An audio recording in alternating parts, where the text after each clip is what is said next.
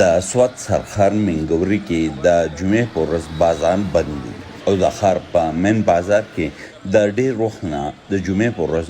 جمعه بازار یا ارزان بازار لګي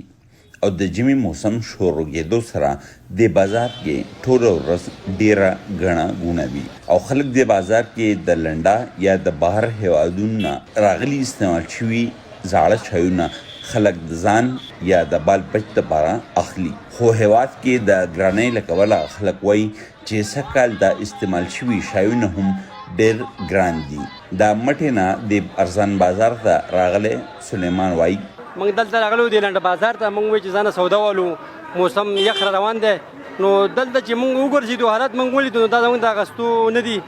او ډېره غټه مهنګایي ده لکه دا مخکې موږ ته به 100 په 150 میلایېدو نن سبا په 500 میلایېږي او عام مزدور دیاړي چې کوم ده هغه 700 ده نو موږ د دې افورډ کولی نه شو چې دا شایونه خرڅوونکي وایي چې دا سامان د بهر هېوادونو نه په سمندري جهازونو کې راځي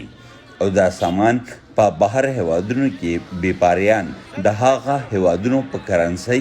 یا پیسو کې اخلي او د سمندري جهاز کرایه هم د هغې هېواد په پیسو کې ورکوي او د پاکستاني روپۍ په قد کې د کموالي له کبله د کباړ یا د بهر هېوادونو نه راتلونکي دا شیونه هم ډېر ګران شوي دي دا زړو شیانو خرڅوونکی رحمت شاه ډیو ته وایي تېر شوی کال کې دا جرسي چې ما په 50 نه بره مې نه دی خرڅولی په 1.5 ساعت 200 روپۍ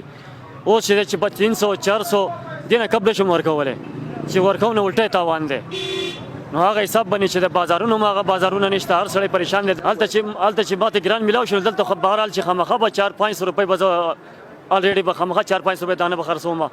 هغه وجه نه چې دلته چې خامخا ګټ ته چې 300-400 ووایو نو هغه هم بیا نشي برداشت کولی وایي وروره وایي دا خو ډېر ګران دی او تېر شوی لکه په کال کې موږ ته به 1.5 میلاوېدو د ارزان بازار کې جرسیانې بلوزونه پیزار جورابې تولیانې بړستنې پردې پیزار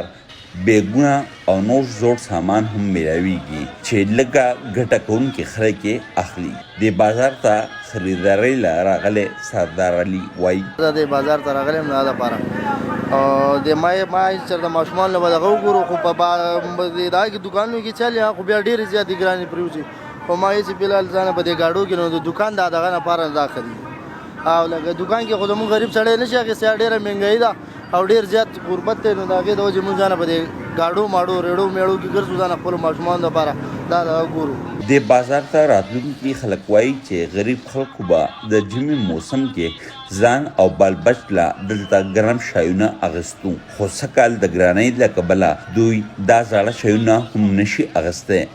او د نوي شایونو اخیستو خو غریب تن سوچ هم نشي کولی فیاض ظفر وایس اف امریکا ډیوا سوات